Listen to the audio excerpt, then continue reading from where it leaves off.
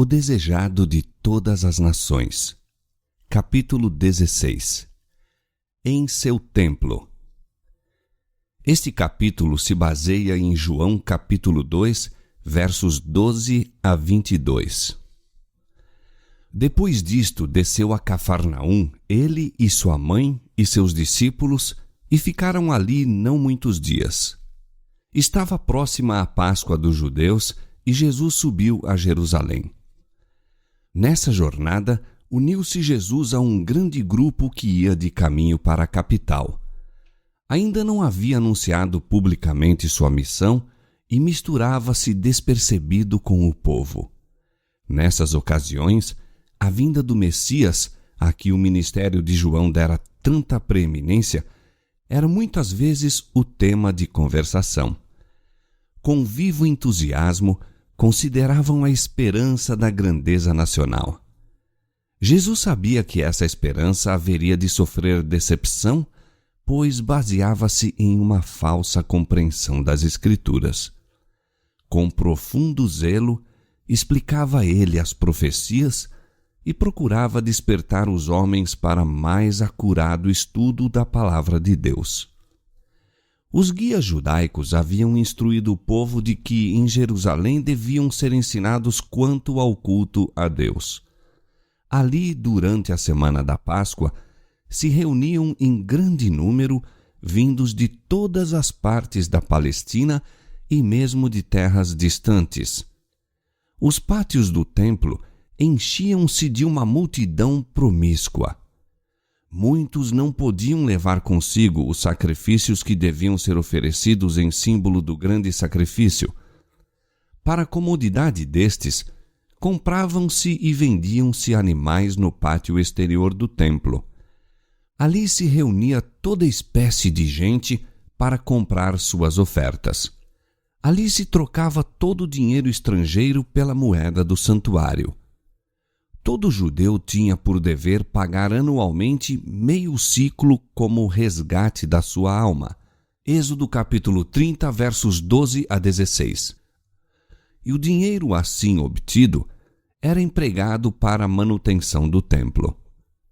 Além disso, levavam-se grandes somas como ofertas voluntárias para serem depositadas no tesouro do templo. E exigia-se que todo o dinheiro estrangeiro fosse trocado por uma moeda chamada o siclo do templo, a qual era aceita para o serviço do santuário. A troca do dinheiro dava lugar à fraude e extorsão, havendo descaído em desonroso tráfico, fonte de lucros para os sacerdotes. Os mercadores exigiam preços exorbitantes pelos animais vendidos e dividiam o proveito com os sacerdotes e principais, que enriqueciam assim à custa do povo. Ensinara-se aos adoradores que, se não oferecessem sacrifícios, as bênçãos de Deus não repousariam sobre seus filhos e sua terra. Assim, era garantido elevado preço pelos animais, porque, depois de vir de tão longe, o povo não queria voltar para casa sem realizar o ato de devoção que ali o levara. Grande era o número de sacrifícios oferecidos por ocasião da Páscoa e avultadas as vendas no templo. A consequente confusão dava a ideia de uma ruidosa feira de gado e não do sagrado templo de Deus. Ali se podiam ouvir ásperos ajustes de compras, o mugir do gado, o balir de ovelhas, o arrulho de pombos, de mistura com o tinir das moedas e violentas discussões. Tão grande era a confusão que os sacerdotes eram perturbados e as palavras dirigidas ao Altíssimo afogadas pelo tumulto que invadia o templo. Os judeus orgulhavam-se extremamente de sua piedade, regozijavam-se por causa de seu templo e reputavam blasfêmia uma palavra proferida em desmerecimento do mesmo. Eram muito rigorosos quanto à execução das cerimônias com ele relacionadas. O amor do dinheiro, porém, levara-lhes de vencida os escrúpulos. mal se apercebiam de quão longe tinham sido levados do original desígnio do serviço instituído pelo próprio Deus. Quando o Senhor descera sobre o Monte Sinai, o lugar fora consagrado por sua presença.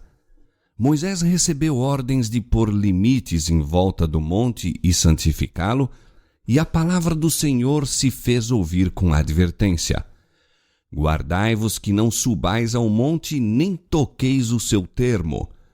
Todo aquele que tocar o monte certamente morrerá. Nenhuma mão tocará nele, porque certamente será apedrejado ou asseteado.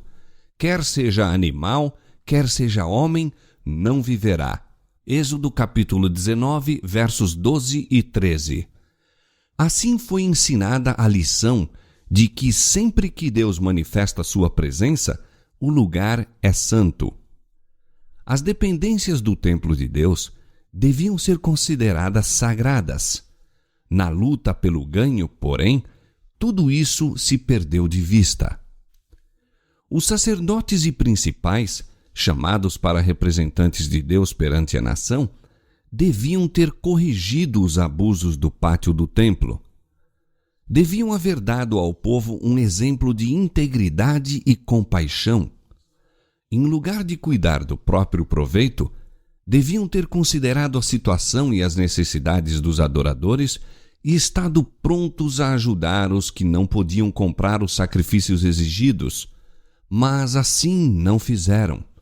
A avareza lhes endurecera o coração. Iam a essa festa pessoas que se achavam em sofrimento, em necessidade, em aflição.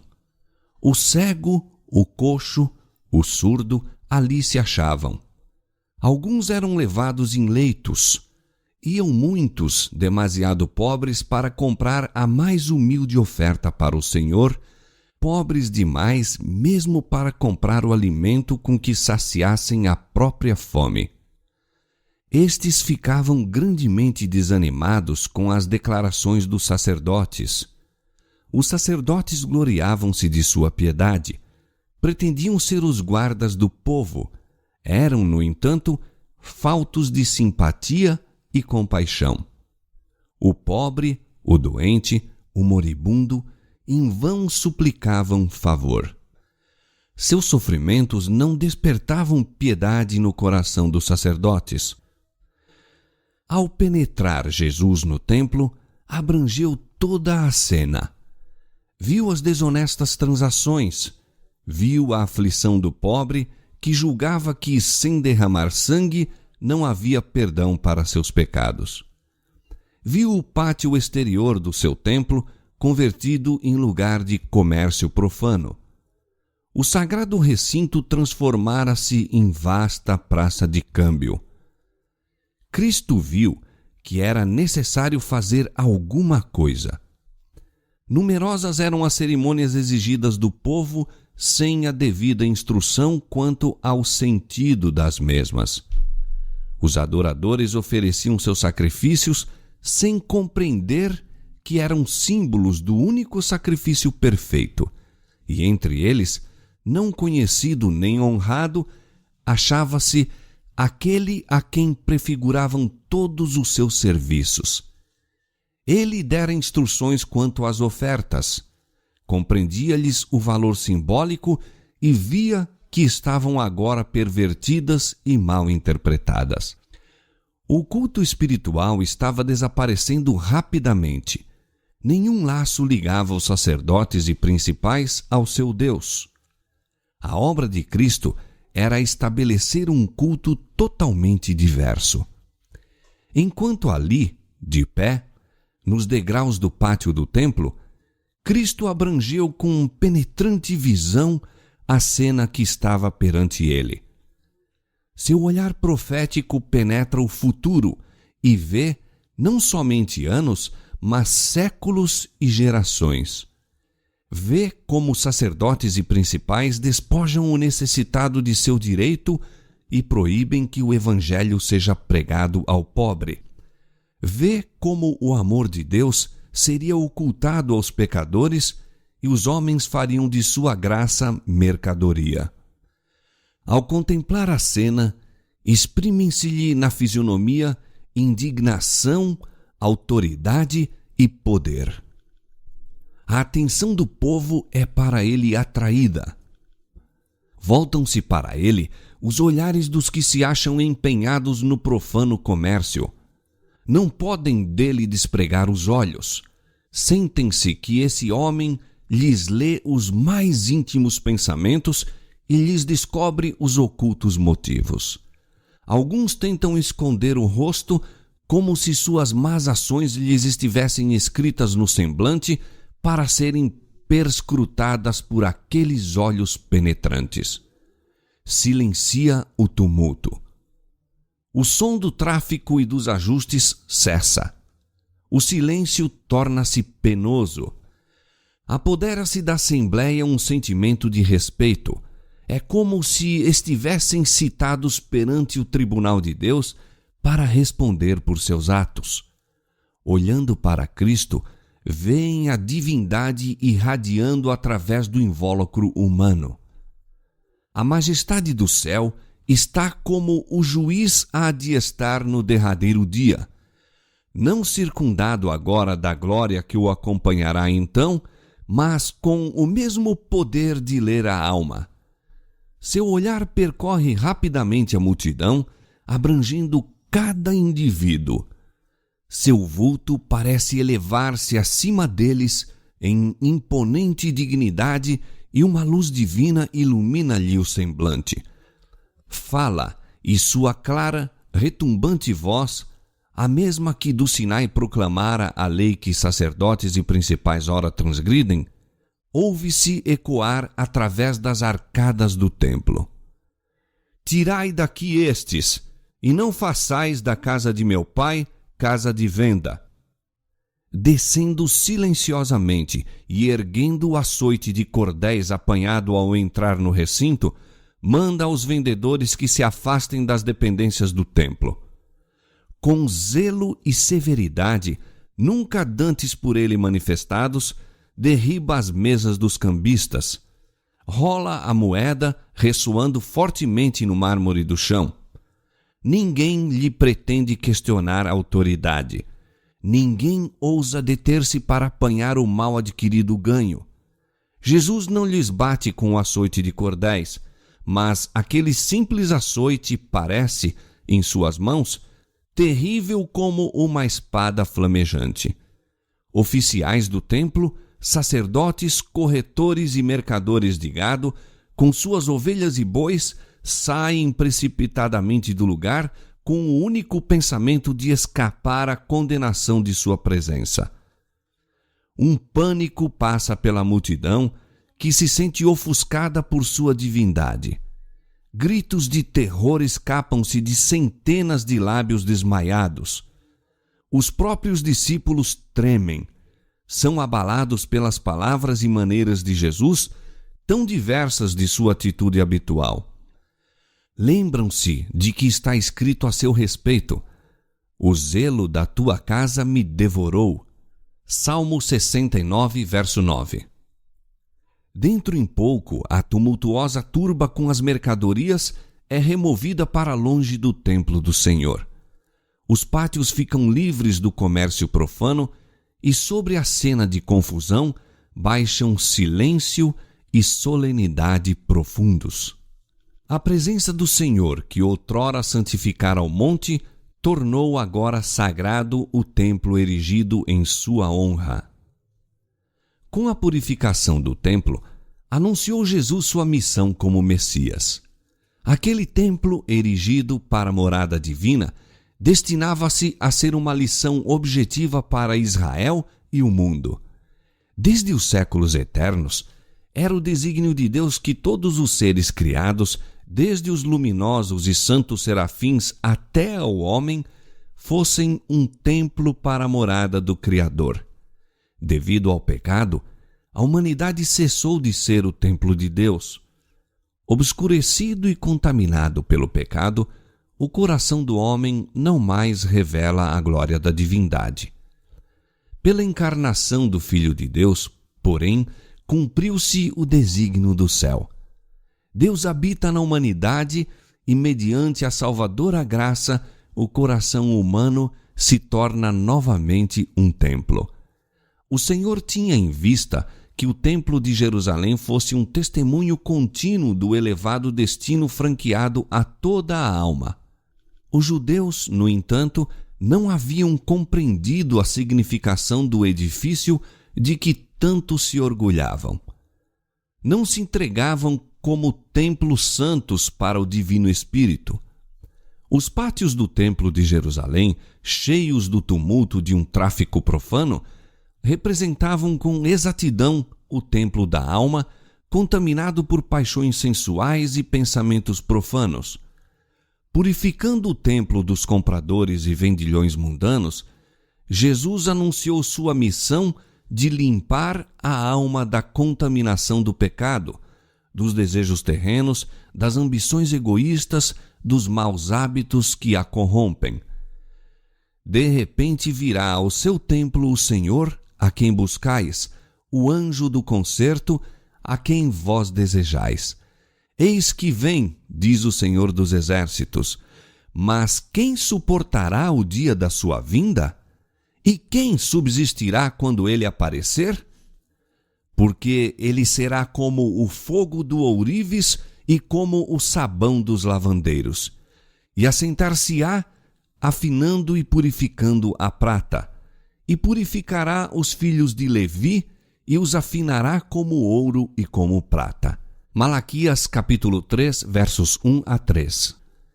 Não sabeis vós que sois o templo de Deus, e que o Espírito de Deus habita em vós?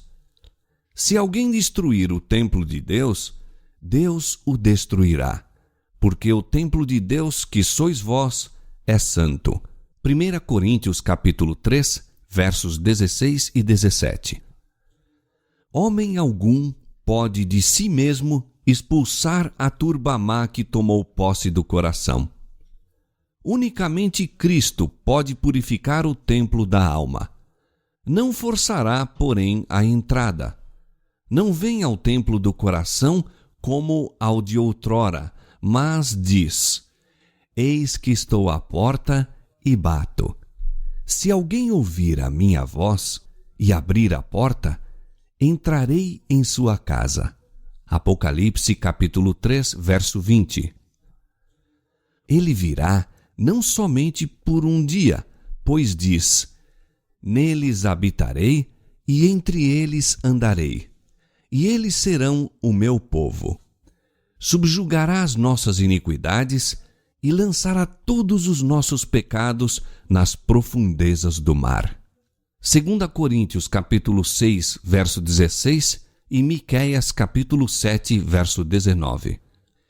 Sua presença purificará e santificará a alma, de maneira que ela seja um santo templo para o Senhor e uma morada de Deus em espírito. Efésios 2, 21 e 22. Dominados de terror, os sacerdotes e os principais haviam fugido do pátio do templo e do olhar perscrutador que lhes lia o coração. Em sua fuga, encontraram-se com outros que iam para o templo e pediram-lhes que voltassem, contando-lhes o que tinham visto e ouvido. Cristo olhava para os homens a fugir em compassiva piedade pelo temor deles e por sua ignorância do que constituísse o verdadeiro culto. Viu nessa cena simbolizada a dispersão de todo o povo judeu por causa de sua maldade e impenitência. E por que fugiam do templo os sacerdotes? Por que não defenderam sua posição? Aquele que lhes ordenava que se fossem era o filho de um carpinteiro, um pobre galileu, sem posição nem poder terrestre. Por que lhe não resistiram? Por que deixaram o tão mal adquirido ganho e fugiram ao mando de uma pessoa de tão humilde aparência? Cristo falava com a autoridade de um rei e em seu aspecto e no tom de sua voz havia alguma coisa a que eles não podiam resistir. A voz de comando compreenderam como nunca dantes sua verdadeira posição de hipócritas e roubadores. Quando a divindade irradiou através da humanidade, não viram apenas indignação na fisionomia de Cristo. Perceberam o significado de suas palavras. Sentiram-se como perante o trono do eterno juiz, tendo sobre si sua sentença para este século e a eternidade.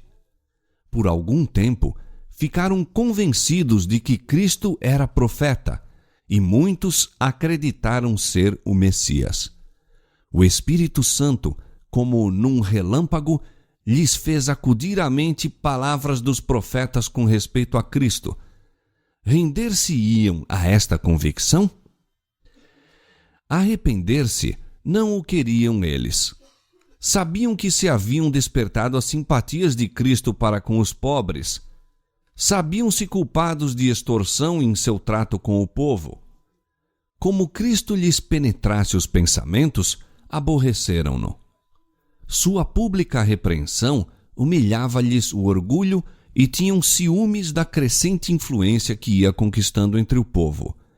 Decidiram intimidá-lo a declarar com que autoridade os expulsara e quem lhe a conferira. Lenta e refletidamente, mas com ódio no coração, voltaram ao templo. Que mudança, porém, se operara durante sua ausência? Ao fugirem, haviam ficado atrás os pobres e estes contemplavam agora a Jesus, cujo semblante exprimia amor e simpatia. Com olhos marejados de lágrimas, dizia às trêmulas criaturas que o cercavam: Não temas, eu te livrarei e tu me glorificarás. Para isso vim ao mundo. O povo comprimia-se diante dele, dirigindo-lhe insistentes e lastimosos apelos. Mestre, abençoa-me. Seus ouvidos escutavam a todo o clamor. Com uma compaixão maior que a de uma terna mãe, inclinava-se para os sofredores. Todos eram objeto de sua atenção. Cada um era curado de qualquer moléstia que tivesse. Os mudos abriam os lábios em louvor. Os cegos contemplavam o rosto de seu restaurador. Alegrava-se o coração dos enfermos. Ao passo que os sacerdotes e oficiais do templo testemunhavam essa grande obra, que revelação não era para eles o que lhes chegava aos ouvidos? O povo contava histórias de seus padecimentos, das frustradas esperanças, dos dolorosos dias e noites insones. Quando a última centelha de esperança parecia extinta, Cristo os curara. O fardo era pesado, dizia um, mas encontrei um ajudador. Ele é o Cristo de Deus e devotarei minha vida a seu serviço. Pais diziam aos filhos: Ele te salvou a vida, levanta a tua voz e bendize-o.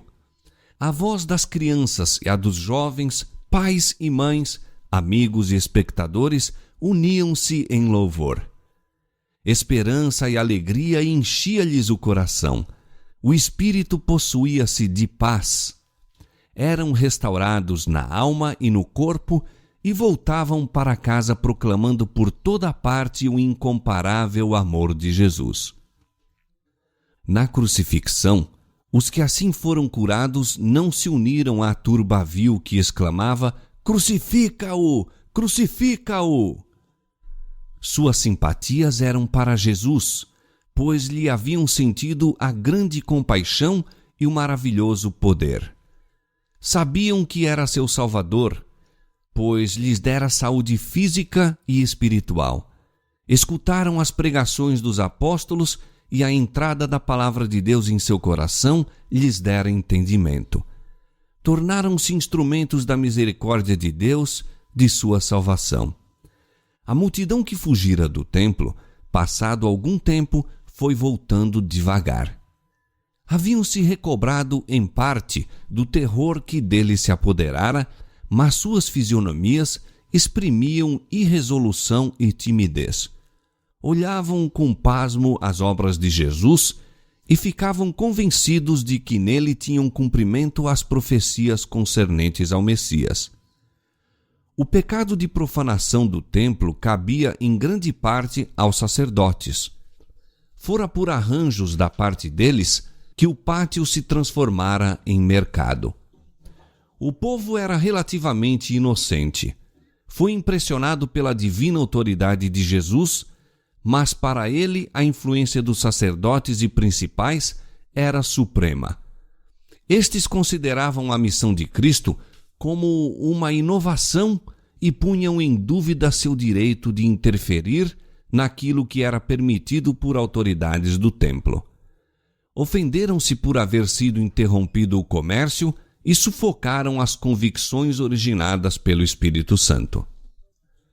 Mais que quaisquer outros, deviam os sacerdotes e principais ter visto que Jesus era o ungido do Senhor, pois tinham nas próprias mãos os rolos que lhe descreviam a missão e sabiam que a purificação do templo era uma manifestação de poder sobre-humano.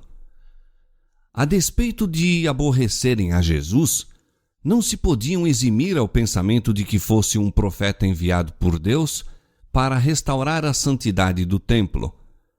Com uma deferência nascida desse temor, a ele se dirigiram com a indagação: que sinal nos mostras para fazeres isto?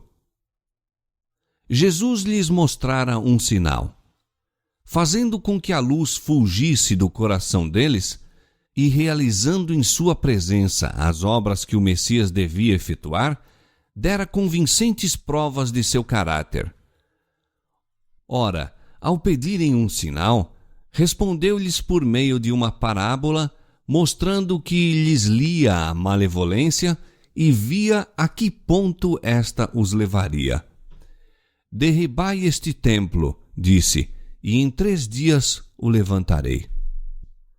Estas palavras encerravam um duplo sentido. Ele não se referia somente à destruição do templo judaico e do culto, mas à sua própria morte, à destruição do templo de seu corpo. Esta os judeus estavam já tramando. Quando os sacerdotes e principais voltaram ao templo, haviam se proposto matar Jesus, livrando-se assim do perturbador. Ao apresentar-lhes ele seus desígnios, porém, não o compreenderam. Tomaram-lhe as palavras como se aplicando ao templo de Jerusalém e exclamaram com indignação: em 46 anos foi edificado este templo, e tu o levantarás em 3 dias? Acharam então que Jesus lhes justificara a incredulidade e confirmaram sua rejeição dele. Não era a intenção de Jesus que suas palavras fossem compreendidas no momento pelos incrédulos judeus, nem mesmo pelos discípulos. Sabia que seriam torcidas pelos inimigos e voltadas contra ele próprio. Em seu julgamento, seriam apresentadas como acusação, sendo-lhe, no Calvário, arremessadas como insulto. Explicá-las, entretanto, seria dar a conhecer aos discípulos seus sofrimentos, trazendo sobre eles uma dor que ainda não estavam aptos a suportar. E uma exposição delas seria desvendar prematuramente aos judeus o resultado de seus preconceitos e incredulidade. Já tinham entrado num caminho em que deliberadamente haviam de prosseguir até que ele fosse levado como ovelha ao matadouro. Foi por amor dos que haviam de crer em Cristo que essas palavras foram proferidas. Ele sabia que seriam repetidas. Pronunciadas por ocasião da Páscoa, seriam levadas aos ouvidos de milhares e a todas as partes do mundo.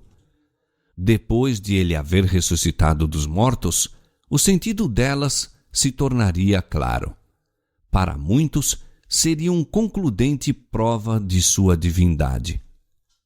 Devido à sua treva espiritual, os próprios discípulos de Jesus deixaram muitas vezes de lhe compreender as lições. Muitas delas se tornaram claras, porém, em vista dos acontecimentos posteriores. quando Jesus já não andava com eles, suas palavras lhe serviam de esteio ao coração. No que se referia ao templo de Jerusalém, as palavras do Salvador, "Derribai este templo e em 3 dias o levantarei", tinham mais profundo sentido do que o apreendido pelos ouvintes. Cristo era o fundamento e a vida do templo. Os serviços deste eram típicos do sacrifício do Filho de Deus. O sacerdócio fora estabelecido para representar o caráter mediador e a obra de Cristo. Todo o plano do culto sacrificial era uma representação da morte do Salvador para redimir o mundo. Não haveria eficácia nessas ofertas quando o grande acontecimento a que por séculos haviam apontado se viesse a consumar. Uma vez que toda a ordem ritual era simbólica de Cristo, não tinha valor sem ele. Quando os judeus selaram sua rejeição de Cristo, entregando-o à morte, rejeitaram tudo quanto dava significação ao templo e seus serviços. Sua santidade desaparecera. Estava condenado à destruição. Daquele dia em diante, as ofertas sacrificais e o serviço com elas relacionado eram destituídos de significado. Como a oferta de Caim, não exprimiam fé no Salvador. Condenando Cristo à morte, os judeus destruíram virtualmente seu templo. Quando Cristo foi crucificado, o véu interior do templo se rasgou em 2 de alto a baixo, significando que o grande sacrifício final fora feito e que o sistema de ofertas sacrificais cessara para sempre. Em 3 dias o levantarei. Por ocasião da morte do Salvador, as potências das trevas pareciam prevalecer e exultaram em sua vitória. Do fendido sepulcro de José, porém, saiu Jesus vitorioso. Despojando os principados e potestades, os expôs publicamente e deles triunfou em si mesmo. Colossenses 2,15. Pela virtude de sua morte e ressurreição, tornou-se o ministro do verdadeiro tabernáculo, o qual o Senhor fundou e não o homem. Hebreus 8:2. Foram homens que erigiram o tabernáculo judaico. Homens construíram o templo. O santuário de cima, porém, do qual o terrestre era um símbolo, não foi construído por nenhum arquiteto humano. Eis aqui o homem cujo nome é Renovo. Ele mesmo edificará o templo do Senhor e levará a glória, assentar-se-á e dominará no seu reino. Zacarias capítulo 6, versos 12 e 13. O serviço sacrificial que apontara a Cristo passou, mas os olhos dos homens voltaram-se para o sacrifício verdadeiro pelos pecados do mundo. O sacerdócio terrestre terminou, mas nós olhamos a Jesus, o ministro do novo concerto, e ao sangue da aspersão, que fala melhor do que o de Abel. O caminho do santuário não estava descoberto enquanto se conservava em pé o primeiro tabernáculo, mas, vindo Cristo, o sumo sacerdote dos bens futuros, por um maior e mais perfeito tabernáculo, não feito por mãos, mas por seu próprio sangue, entrou uma vez no santuário, havendo efetuado uma eterna redenção. Hebreus capítulo 12, verso 24, capítulo 9, versos 8 a 12. Portanto, pode também salvar perfeitamente os que por ele se chegam a Deus, vivendo sempre para interceder por eles. Hebreus 7, 25. Conquanto o serviço houvesse de ser transferido do templo terrestre ao celestial, embora o santuário e nosso grande sumo sacerdote fossem invisíveis aos olhos humanos, todavia os discípulos não sofreriam com isso nenhum detrimento. Não experimentariam nenhuma falha em sua comunhão, nem enfraquecimento de poder devido à ausência do Salvador. Enquanto Cristo ministra no santuário em cima, continua a ser, por meio de seu Espírito, o ministro da Igreja na terra. Ausente de nossos olhos, cumpre-se, entretanto, a promessa que nos deu ao partir. Eis que eu estou convosco todos os dias, até a consumação dos séculos. Mateus 28, 20. Conquanto delegue seu poder a ministros inferiores, sua vitalizante presença permanece ainda em sua igreja. Visto que temos um grande sumo sacerdote, Jesus, Filho de Deus, retenhamos firmemente a nossa confissão, porque não temos um sumo sacerdote que não possa compadecer-se de nossas fraquezas, porém, um que, como nós, em tudo foi tentado, mas sem pecado. Cheguemo-nos, pois, com confiança ao trono da graça, para que possamos alcançar misericórdia e achar graça, a fim de sermos ajudados em tempo oportuno. Hebreus capítulo 4, versos 14 a 16.